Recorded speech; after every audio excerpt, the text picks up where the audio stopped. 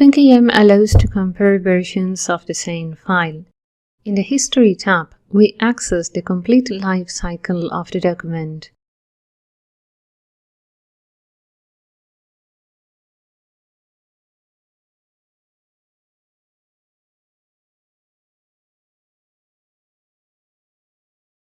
Versions other than the current one can be restored.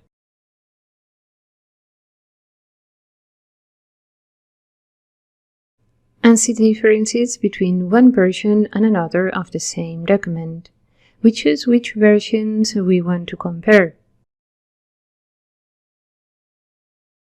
And the system shows us the differences in content between versions highlighted in red.